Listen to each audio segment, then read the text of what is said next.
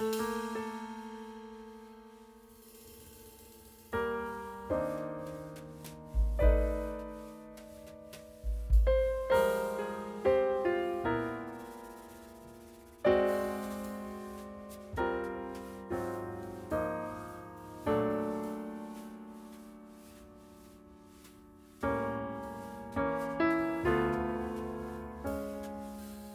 وبركاته. متابعين قناة أحمد شرغوش، أهلا وسهلا بكم. أنت عايز تستفاد وعايز تتعلم، ولا عايز تتفرج على فيديو تديني منه لايكات ومشاهدات وأنت تطلع منه ما فهمتش أي حاجة؟ عايز تتعلم، خليك معايا في الفيديو ده إن شاء الله بالتفصيل. هنتكلم وهنفهم وهنستوعب. أحمد شرغوش.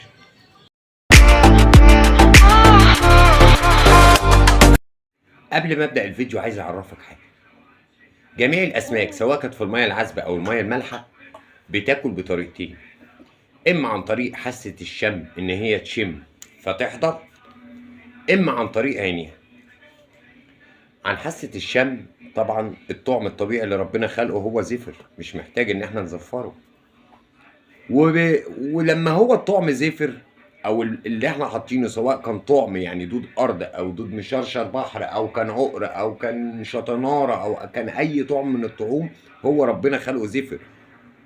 خلقة ربنا مش محتاج ان انا احط عليه، حاشا لله، هو ربنا خلقه كده. هستخدم حاجة من الطبيعة.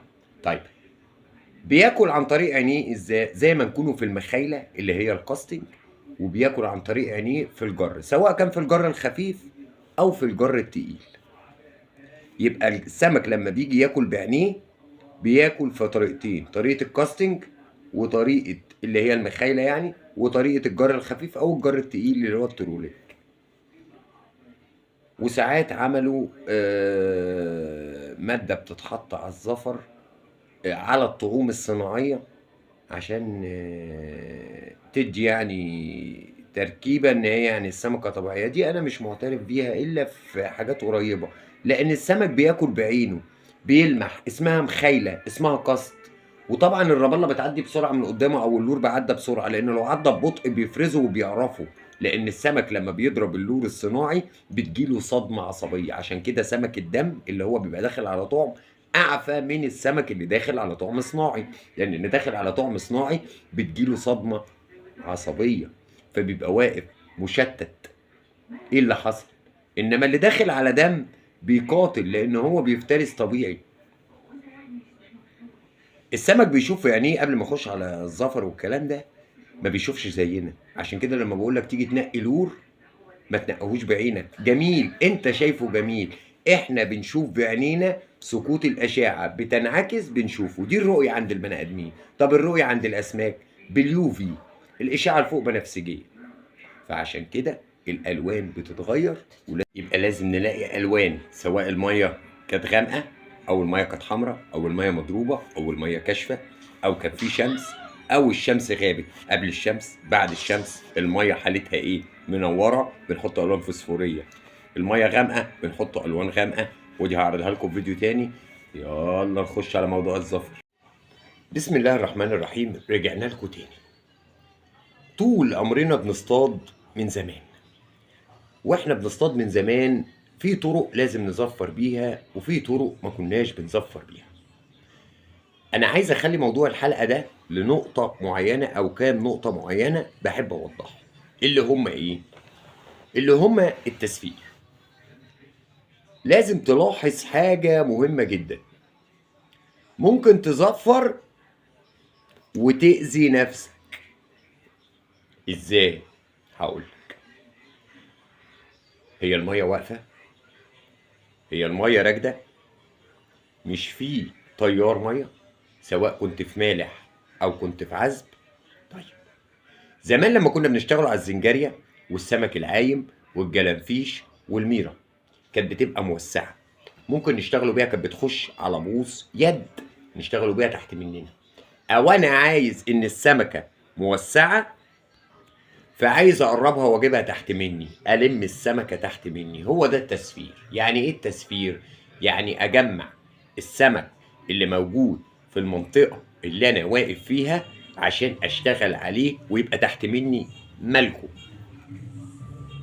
زي ما قلنا الزنجارية والجلنفيش ده كنا في البحر، أو لو أنا رايح مية عذبة هجمع شوية البولتي أو السمك اللي أنا شغال عليه تحت مني. لما كنا بنشتغل على الزنجارية والجلنفيش السمك موسع، يجي واحد يقوم حاطط عيش في جردل بله مية، أو ماسك رغيف العيش حدفه وهو عايم، يقوم ماسك السمكة مضيعها مننا، راحت لا احنا خدنا ولا هو خد، هو كان في نيته انه بيزفر. عشان تزفر على سمك عايم لازم تكمر وتجيبه تحت منك، تعجن الزفر وتعصره في ايدك ويطب في المية ينزل تحت منك، ما يمشيش مع الطيار على العايم ياخد السمك معاه والسمك يبعد بعيد عنك، يبقى انت كده جيت تزفر اذيت نفسك. طيب انواع الزفر هنتكلم فيها، وطرق التصفير هنتكلم فيها.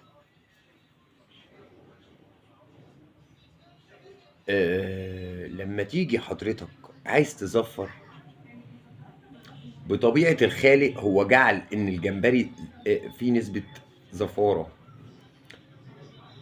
والسمك فيه نسبة زفارة، فانا عشان احتاج ان انا اعمل مادة او حاجة انا ازفر بيها مش مستاهلة عناء. يعني ايه؟ الناس بتاعت البولتي لو عايز تزفر، لو انت بتشتغل على بولتي في حاجة اسمها بادي زفر، تمام؟ هتجيبه. طيب وانا هجيبه وارشه على الميه وتيجي الميه فيها تيار يروح مني ما زفرتش؟ لا. لو حاولنا جبنا زي ما بنقوله ازازه خرمناها او تله قماش وحطينا جواها الزفر اللي هنعملوه وربطناها بحبل وحطيتها تحت رجلي وكل شويه شدها شدتين ترغول في الميه تنزل الزفر، يبقى انا ماسك الزفر تحت مني. انما عشان امسك حاجه اكبها وفي تيار ميه، فالكلام ده كله كلام مش مظبوط. ده بالنسبه للبولتي. طيب في البحر، طيب في البحر زي ما قلت لك بتكمر وبترمي تحت منك عشان الزفر ما يمشيش مع تيار. طب ازفر بايه؟ بحاجات كتير قوي. هو احنا لو جبنا ميه سردين مش هتبقى زفر؟ لو جبنا ميه فسيخ مش هتبقى زفر؟ لو جبنا شويه سردين ودقيناهم مش هيبقى زفر؟ كل ده زفر طبيعي ورخيص. لو جبنا علف وبادي زفر في المياه العذبه مش هيبقى زفر؟ لو جبنا الثوم على العجينه في الترعه الميه العذبه مش هيبقى زفر؟ كل دي حاجات طبيعيه ورخيصه ومتاحه من غير ما تكلفك، وكل ده زفر. نيجي بقى بالنسبة لنقطة معينة، الزفر وانت في مركب او في بحر. ينفع ابقى واقف في مركب واقوم كابب حاجة كده رامي زفر وانا بسقط؟ ينفع؟ ما ينفعش. انما انا عايز اعلمك حاجة، في للبحر في التسقيط طرق تزفير معينة. زي في حاجة اسمها زفارة، عبارة عن علبة سلك بتتفتح يحطوا فيها الزفر وتنزل لعمق معين بيشدها بتتفتح في العمق. انما انا لو رميت من فوق في تيار ميه، يعني انا لو واقف جنبك وحضرتك بتسقط وكبيت كوبايه ميه سخنه، السمكه اللي طالعه في سبحتك هتبقى طالعه مشويه؟ بتضحك. ما هو ده اللي احنا بنقوله بقى. ينفع؟ ما ينفعش.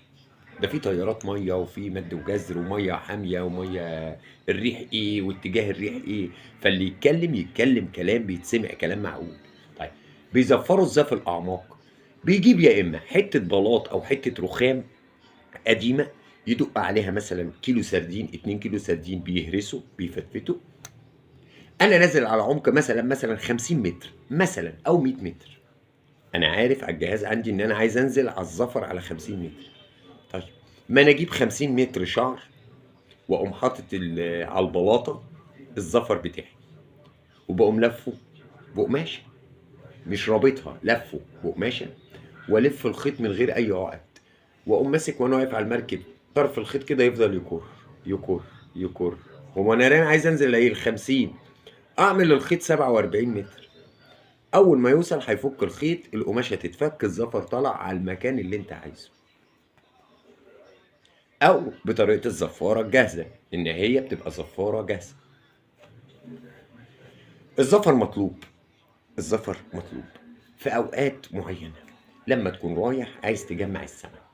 اما بالنسبه ان حاجه التسفير دي تبقى صعبه عليك، مش مستاهله. الناس بتاعت البولتي البادي الزفر مش غالي، تقدر تجيبه تحط عليه بقى خميره، تحط عليه ميه، تحط عليه ميه سردين، تحط عيش على ميه سردين على بادي زفر، وتعجنهم وتحطهم في التله او تحطهم في ازازه. كل ده بقى زفر، ومن غير ما حد يضحك عليك ولا يقول لك النتيجه بقى مش عارف ايه ولا النتيجه ايه.